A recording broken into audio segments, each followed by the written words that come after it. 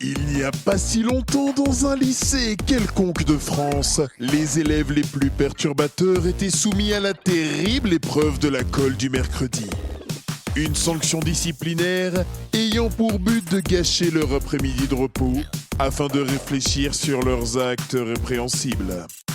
Lors de ce supplice, certains élèves ont décidé de monter une sorte de club et de s'y retrouver chaque semaine. C'est ainsi que se sont créés les rendez-vous du fond de la classe. Bonjour à tous et bienvenue dans votre nouveau podcast Les rendez-vous du fond de la classe. Bonjour. Salut. Bonjour. On est tous en colle pour des raisons différentes et c'est l'heure de faire le tour d'école. Pilou, pourquoi es-tu collé aujourd'hui ? Encore un mercredi après-midi compliqué. La semaine dernière, quand on a fait la galette des rois du lycée, il se trouve que j'étais passé un petit peu en avance dans les cuisines de la cantine pour remplacer les fèves qu'ils avaient prévu de mettre dans les galettes par des fèves en forme de zizi. Et ça n'a pas fait rire les dames de la cantine. Je comprends, c'est mérité, c'est mérité. C'est surtout les personnes qui ont eu la fève en forme de zizi dans leur bouche, ils n'étaient pas... Pas consentants. C'est ça. Eh ben, écoute, c'est des questions de masculinité fragile, ça. Marion, pourquoi es-tu collée ? Bah, ça m'a un peu saoulée parce que je me suis réveillée ce matin, mais j'étais grave à la bourre, je me suis ultra dépêchée, et en fait j'ai pas eu le temps de manger et ça m'a grave saoulée parce que le petit-déj, on nous bassine les oreilles que c'est super important. Alors bah du coup, moi je me suis dit quoi ? Je me suis dit bah je vais emmener mon bol de céréales à l'école, et puis du coup j'ai mangé pendant le cours d'histoire de Madame Berthier. Le fait de faire crunch crunch avec les céréales pendant qu'on parlait de la famine en Irlande, bah en fait ça a été un peu mal pris quoi. Ah, je comprends. Emma, pourquoi tu t'es fait coller toi aujourd'hui ? Bah franchement moi quand j'écoute ce qu'ont fait mes camarades, je me dis que je mérite pas du tout d'être collée parce que c'est juste que en fait j'ai pris la résolution cette année de beaucoup plus m'écouter, et du coup ce matin quand j'ai lu mon horoscope, il me disait que je devais pas brusquer mes énergies intérieures. Du coup j'ai refusé d'écrire le cours parce que ça me brusquait d'écrire un cours d'une page et demie, et du coup ma professeure elle a pas du tout aimé, du coup elle m'a collé pour que je recopie le cours. J'avoue, c'est abusé. On est d'accord, je suis victime d'une injustice. Ah ouais, mauvais chakra, là. C'est injuste. Moi, je me suis fait coller parce que, bon, vous avez sûrement dû le remarquer, mais j'ai remplacé la sonnerie de l'école par le cri de Chewbacca. Et ça a été très compliqué pour toute l'école, quoi, du coup. Alors moi, j'avais passé un très bon moment. Tous les fans de Star Wars on était contents, hein. C'est un tournoi de sabre laser dans la cour. Ah bah, ça a dégénéré, ça c'est clair. Hein. Le concept est simple. Une information vraie, une information fausse. Et c'est aux autres de la retrouver. Ma matière, c'est biologie. Oh. Les bisons, ils vivaient par grands groupes, tu vois, qui pouvaient aller jusqu'à des centaines de milliers d'individus. Des centaines d'individus, des milliers, ça fait quand même un peu beaucoup. Et ils choisissent leur chef d'une manière assez originale. Ils choisissent en votant. C'est-à-dire que quand un bison veut s'opposer au régime actuel, il provoque en duel le chef des bisons. Et les deux font un petit duel, question que tout le monde sache qu'il a été provoqué en duel. Les deux bisons s'écartent et le reste du groupe doit aller en majorité vers le bison qu'il décide de devenir son nouveau chef, soit le chef actuel, soit le nouveau chef. La majorité du groupe détient du coup le nouveau chef, et les bisons restants qui ont voté pour l'ancien chef doivent se soumettre au reste du groupe. Ça c'est la première chose, et c'est 100% vrai parce que c'est ma sœur qui me l'a dit. Les pigeons, qui sont des oiseaux, hein, tout le monde connaît les pigeons, ils se nourrissent de graines, de déchets, principalement de déchets d'ailleurs, mais tu savais qu'ils nourrissent leurs petits avec du lait ? Ouais, le pigeon, ça nourrit ses petits avec du lait. Voilà.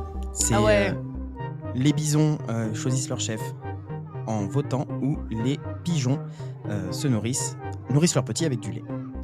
Ah oui, donc là on va devoir trouver, super, Du c'est coup, facile. Pilou, t'avais une question ? Ouais, moi, j'avais juste la question sur les bisons. Ouais. Le résultat du duel n'importe pas. C'est-à-dire qu'ils font un duel pour la Non. forme, ils se cassent la gueule, peu importe celui qui gagne, celui qui perd. Ensuite, en soi, si tout le monde était copain avec celui qui perd, ils votent pour lui et c'est bon, c'est lui qui gagne, quoi. C'est ça. En gros, dans les duels, c'est comme on voit chez certains animaux, là, ils se donnent des coups de tête, tu sais. Ouais, je vois. C'est un peu comme le débat du second tour entre gens pour qui les gens ont déjà fait leur choix, quoi. C'est ça. Et où c'est quand même celui qui perd qui gagne à la fin. Exactement. Moi, j'avais une autre question sur les bisons, c'est que du coup, c'est bizarre si ceux qui n'ont pas voté pour le chef élu, ils sont quand même gardés dans le groupe, genre on les fâche pas. Ils sont quand même gardés dans le groupe, mais ils doivent se soumettre au reste du groupe. On pourrait peut-être faire ça pour les élections aussi, d'ailleurs. Moi, sûr j'avais une que ça question soit super, ouais. sur les pigeons. Oui. Est-ce que donc les pigeons ont quoi pour leur donner le lait? Est-ce que ça vient de leur bouche et ils recrachent dans le bec de l'autre, ou est-ce qu'il y a des petites mamelles? Comment ça marche? Alors non, les pigeons n'ont pas de petites mamelles. Les pigeons donnent le lait à travers un procédé qui se fait au niveau de leur bec. Mais genre, ils produisent du lait dans leur bec? Ils produisent du lait, oui. Franchement, si celle-là, elle est vraie, je trouve ça ouf. Après, du coup, le truc des bisons, ça me paraît improbable, mais le truc du lait pour les oiseaux, ça me paraît fou, quoi. Il y en a une vraie, une fausse. Moi, je crois que je l'avais lu quelque part, qu'il y avait une histoire de vote chez les bisons, mais je crois que c'était pas comme ça. C'est avec des bulletins? Qu'il y avait une sorte, mais qu'il y avait, je sais que dans des animaux, il y a une sorte de vote qui se fait, mais ça me parle pas comment tu le dis. Moi, je pense que je vais partir sur les pigeons. Ok.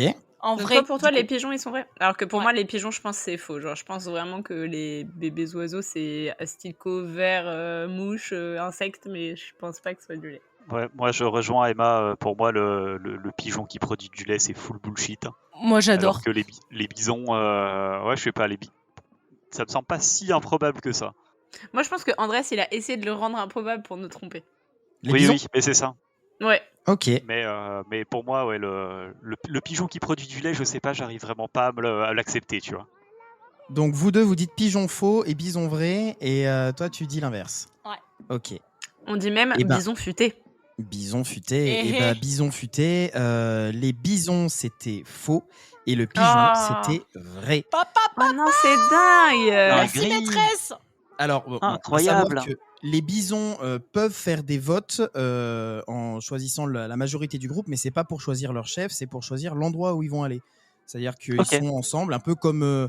Je pense que ça fonctionne un peu comme les oiseaux où tu as un oiseau de tête qui décide le chemin. Et en gros, là, il y a un bison qui va décider un chemin, et soit les bisons le suivent, soit ils décident de suivre un autre, et du coup, bah, quand il se retrouve tout seul, il fait demi-tour. Ah ouais, mais dingue. Après, du coup, t'as un peu mytho l'info vraie, quoi.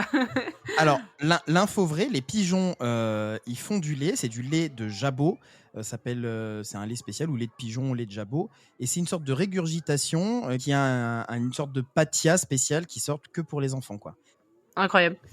Il n'y a pas que les pigeons qui Incroyable. le font, il y a aussi les flamants roses et les manchots empereurs. C'est incroyable. Bon, Ah ouais, incroyable. ça me paraissait, mais vraiment. Ça me paraissait complètement impossible. Ouais. Donc, En fait, c'est ça, c'était tellement pas crédible, on aurait dû se dire ça, il a pas pu l'inventer, tu sais. Marion, tu gagnes un point du coup, et bah désolé, ma Pilou, vous gagnez pas de points. T'inquiète, on va se refaire. Matière suivante. Eh ben écoutez, si vous êtes chaud, je veux bien m'occuper de l'option cinéma. Alors en novembre dernier, je suis parti avec ma tata en vacances à Cannes, dans le sud de la France. Alors, moi je connaissais déjà, comme vous, le Festival international du film. Enfin, ce que vous connaissez sous le nom de Festival de Cannes, mais en fait à Cannes, il y a plein de festivals. Donc si vous dites Festival de Cannes, vous passez comme pour un gros blaireau et ils savent pas duquel vous parlez. Ah Donc ouais. on parle du Festival international du film, le FIF. Mais en fait, bah voilà, avec tous les autres festivals, on a l'embarras du choix. Et d'ailleurs, on a assisté à 2 d'entre eux. Le premier, c'est le festival Cinema for Space, qui est entièrement consacré au film spatial, pour donner accès aux gens à ce qui se passe loin au-dessus de nos têtes sans avoir à traiter avec Elon Musk. Alors l'ambiance, c'est plutôt Wall-E pour les enfants et Gravity pour les grands. Des débats avec des spationautes, des chercheurs, des experts en débris spatiaux et autres galurons. Mais également le festival Cinema for Sea, qui est entièrement consacré aux films marins, pour donner accès aux gens à ce qui se passe loin sous nos frites de piscine, et sensibiliser aux enjeux de la préservation des fonds marins.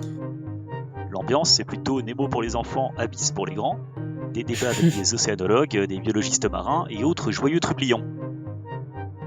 Bon, alors d'accord, il y a un seul de ces 2 festivals qui existe vraiment, mais Eh lequel?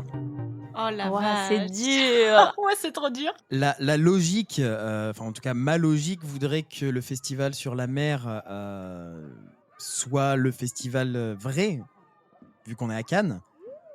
Mais c'est peut-être un piège. Je me permets de vous donner 2 infos à ce niveau-là. Pour le festival sur la mer, vous avez effectivement la mer à côté de Cannes, et vous avez eu l'année dernière le sommet pour les océans qui se déroulait à Nice, juste à côté. Ouais. Pour le festival Cinema for Space, vous avez l'entreprise Thales Alenia Space qui est implantée à Cannes-la-Boca juste à côté. Donc il y a un Ouais. gros pôle de la recherche spatiale également qui se situe sur place. En fait, tes Ah ouais, deux mais- infos là que tu viens de nous donner en plus, c'est vraiment pour nous perdre, quoi. Oui, Complètement. complètement. Non, en plus, du coup, tu sabotes mon argument parce que moi, je m'étais dit, c'est super galère de faire venir des spationautes. Enfin, je me dis, genre, près de la mer, c'est facile d'avoir des océanologues, mais genre, faire venir des spationautes à Cannes, c'est chiant. Mais du coup, si tu dis qu'il y a un gros pôle d'études spatiales juste à côté, ben, ça nique mon argument. Bah, moi, vraiment, le seul truc sur lequel je peux me raccrocher, c'est mon instinct qui me dit que, vu qu'on est au bord de la mer, ça doit être un truc spatial, parce que sinon, ça aurait été trop simple, tu vois. Ouais, donc toi, pour toi, le spatial, ce serait vrai? Le spatial, c'est le vrai, ouais. Ah, c'est super dur. Pareil, je suis en train de me dire lequel peut être le plus pertinent parce que si on essaye de retourner le truc, c'est ouais, l'océan c'est trop simple, donc c'est l'espace. Mais en même temps, l'espace, on a fait plein de trucs dessus. Il y a assez de visibilité dessus en termes de films. Donc mettre en avant des films sur tout ce qui va être autour des océans, et ben ça serait pertinent aussi. Du coup, ça m'aide pas. Et je regarde mes cours là, mais je trouve rien dessus qui pourrait m'aider. On n'a pas encore abordé ce chapitre, quoi. Peut-être que t'étais en train de l'aborder, mais que comme tu faisais crunch, t'as pas entendu. Ouais, c'est ça. C'est peut-être pour ça. Le festival qui existe. moi, je vote pour le festival sur l'espace. En vrai. Ouais, c'est pas cohérent de faire un truc sur la mer à côté de la mer pour toi. Ça se défend. Moi, je vais voter pour le fait que c'est le festival sur la mer qui est vrai, parce que je pense que, en gros, un festival sur la mer, tu peux avoir aussi des films documentaires un peu pour dire comment faut prendre soin de la mer. Alors que je sais pas, enfin, je sais qu'il y a des problèmes de déchets dans l'espace aussi, mais je sais pas si il y a beaucoup de films et de documentaires qui ont pu être tournés sur ce sujet-là. Donc, je pense que, genre, il doit y avoir l'aspect engagé sur la mer qu'il peut pas y avoir sur l'espace. Ils sont déjà au courant, tu vois, ils sont au bord de la mer, donc c'est pas ceux sont qui au vivent au courant bord de la mer à qui la mer. ils sont au courant. Pas mal, j'aime bien. Et ben moi, je partirais comme Emma, je pense. Pour moi, tout ce qui va être autour des océans, c'est trop peu connu. On a plus exploré l'espace qu'explorer les fonds marins.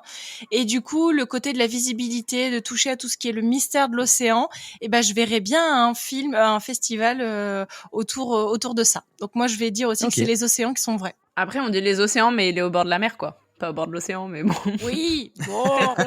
Peut-être que Le- c'est un le indice, là. Je maintiens, le nom du festival est Cinéma for Sea, hein, pas Cinéma vrai. for Ocean, cela dit. Ok.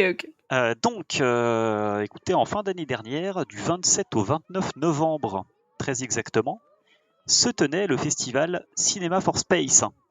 Je l'avais Bien dit. joué, Bien joué. Andreas.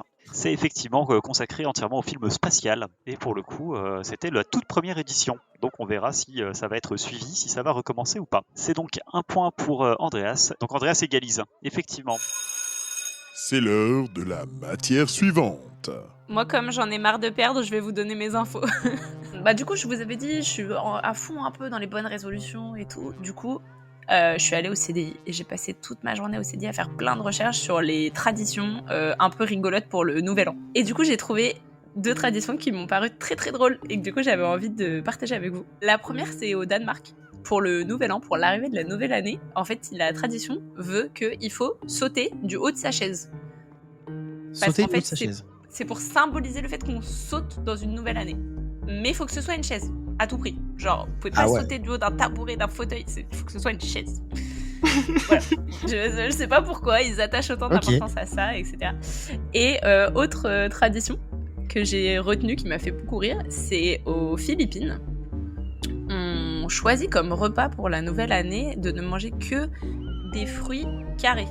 Parce qu'ils symbolisent la prospérité. Sauf que les fruits carrés, c'est super galère à trouver tel quel. Donc, les gens taillent les fruits en forme de carré. Pour qu'ils aient la bonne forme et pour qu'ils symbolisent la prospérité. L'idéal étant qu'il y ait 12 fruits différents pour symboliser les 12 mois de l'année et que les 12 mois de l'année soient prospères. 12 fruits Désolé, ça carrés va. différents. Je suis désolé, ça va pas voler très haut. Hein. Par contre, la soirée où tu manges 12 fruits différents, carrés, et où tu te goinfres parce que c'est le nouvel an, enfin, le lendemain, le 1er janvier, ça doit pas être super cool sur les chiottes. Hein. C'est fun. Après, j'ai pas dit que c'était pas accompagné d'alcool. Hein. Ça, je n'ai pas lu. L'alcool dans des bouteilles carrées. Dans des bouteilles C'est carrées. ça. Peut-être qu'il faut que les verres soient carrés. Non, j'ai pas poussé jusque là. Voilà. Il y a une des 2 traditions qui est vraie, l'autre qui est fausse. En fait, les deux me paraissent fausses parce que je me dis, sauter d'une chaise, c'est quand même vachement dangereux pour genre tous les enfants et tout. C'est un coup à se casser quelque chose, quoi. Et surtout, faut que ce soit une chaise, à tout Et prix. surtout, il faut que ce soit une chaise. Et en Et même pas un temps, les fauteuil. fruits carrés, je me dis, tailler les fruits, tout ça, je trouve que c'est chaud. À la limite, tu vois, je sais qu'il y a des gens qui font des fruits avec des formes spécifiques dans des sortes d'emporte-pièces transparents, là, où ils font pousser la pomme ou la poire à même l'arbre avec l'emporte-pièce qui est dans le fruit. Et comme ça, il a la lumière pour pousser, mais il prend la forme qui lui est imposée. Trop drôle, je savais pas moi ça.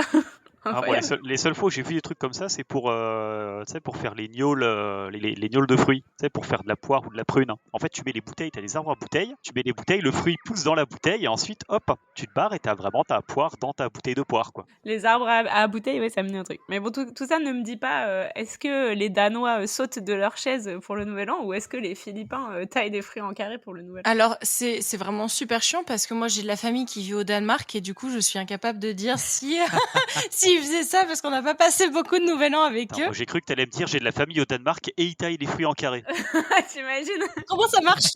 Mais moi, j'aurais tendance à dire le coup des chaises parce que je trouve que c'est une symbolique qui est très forte en termes de messages portés et je vois bien toute une file de gens de la même famille qui montent sur une chaise, descendent et tout ça.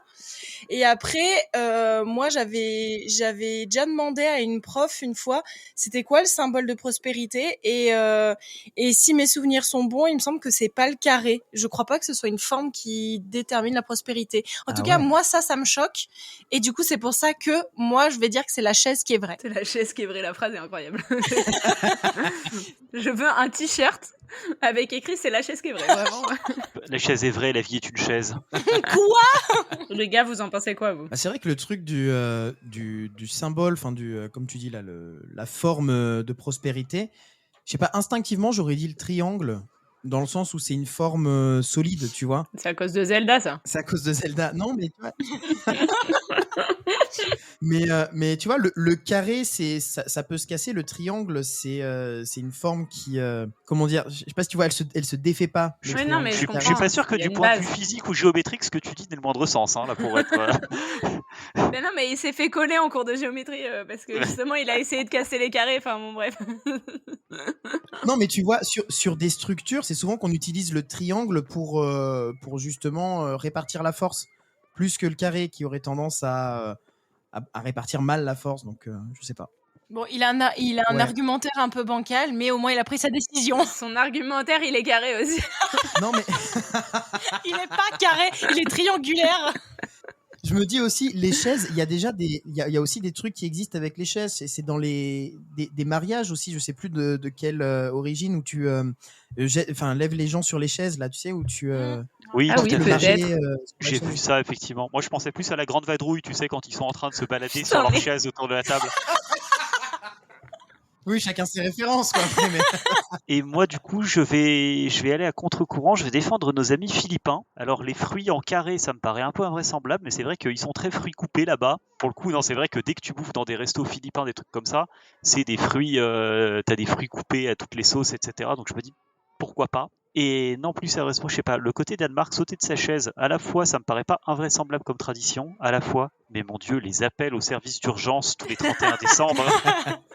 Juste Mais remarque, manger plein de fruits d'un seul coup, parce qu'il y a dans plein d'endroits. Moi, je sais qu'on mange 12 raisins. Ouais, je l'ai vu passer, le fait de manger les 12 grains de raisin pour les 12 coups de minuit, je l'ai vu passer. C'est en Espagne, je crois. Ouais, au Chili aussi. tu le peux font. t'étouffer aussi. Mais je sais pas, tu vois, mamie Grunhilda qui saute de sa chaise alors qu'elle a 82 ans, je le sens pas. Est-ce que ça marche? Est-ce que ça marche si c'est une chaise roulante? Mais là, le saut. Là, c'est vraiment dangereux. Le saut dans la nouvelle année, il est plus court que prévu, quoi. Donc ouais, allez, je dis c'est la vraie, c'est les Philippins. Alors, donc non, en effet, c'était le Danemark, c'était bien le fait de sauter de la chaise qui était vrai. Donc c'est une vraie info qui s'accompagne aussi au Danemark du fait d'aller se baigner dans l'eau très froide. Donc je pense que vraiment les appels aux urgences le 31 sont vraiment nombreux. Et tu peux lier les deux, hein. Tu mets la chaise à côté d'une piscine et puis Ouais, voilà, c'est ça. Et non, en fait, aux Philippines, donc il y a bien la tradition de manger 12 fruits différents, mais c'est 12 fruits ronds, parce que la forme de la prospérité, c'est la rondeur, et c'est quand même plus facile de trouver des fruits ronds. Donc voilà, j'ai juste monté l'idée qu'ils allaient tailler leurs fruits, mais ouais, non, il y a bien l'idée quand même qu'il faut manger 12 fruits différents le soir pour que les 12 mois de l'année soient prospères, mais il faut que ce soit des fruits ronds. Au suivant. C'est l'histoire agricole du coup que j'ai appris ce matin avec Madame Berthier quand on parlait de la famine en Irlande, parce que du coup j'ai appris plein de trucs sur le mildiou. Alors en fait c'est un champignon et quand il est apparu en Irlande, ça a décimé plein de champs de pommes de terre et ça a créé une famine. Donc genre vraiment champignon égale famine.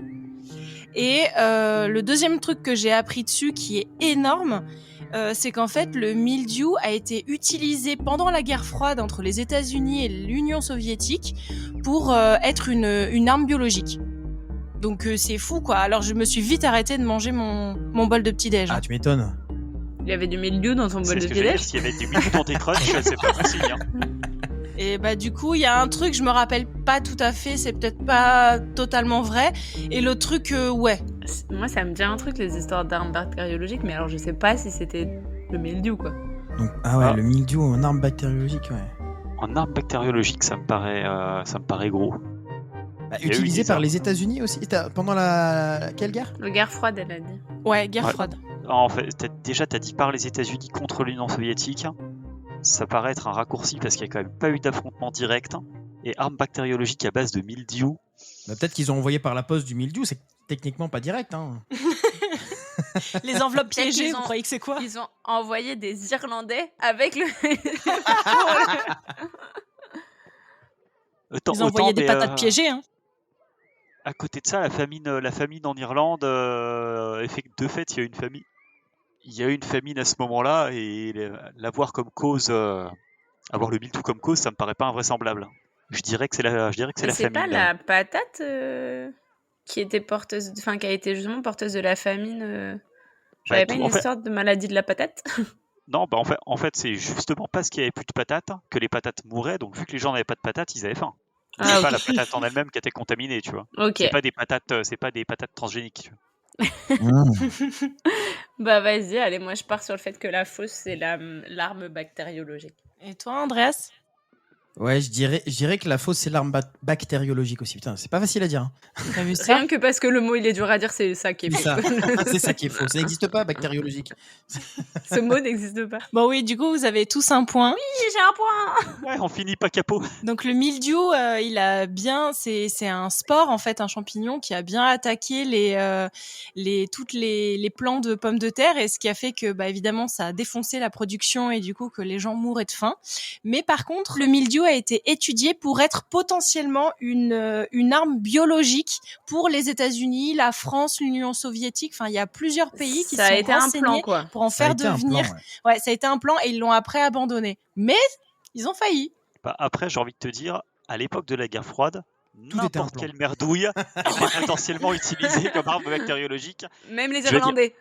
Pardon, c'est moi qui ai précisé ce truc-là, mais c'est d'une manière générale, c'était plutôt 40-50, année 1940-1950. Seconde Guerre mondiale. C'est quoi le décompte des points du coup, le décompte final ? Bah en fait, vous gagnez tous les deux, vous avez 2 points chacun.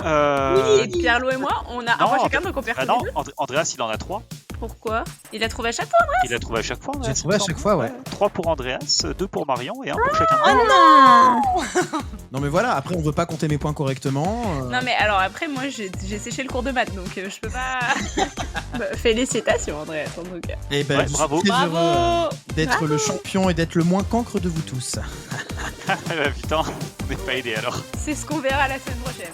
Allez, on se dit à la semaine prochaine pour un nouvel épisode des Rendez-vous du fond de la classe. Allez, salut. Bye. Bisous. Vous voulez vous aussi être au rendez-vous ? Alors retenez bien, chaque mercredi, durant toute l'année scolaire, c'est l'heure des Rendez-vous du fond de la classe. Un podcast. Production.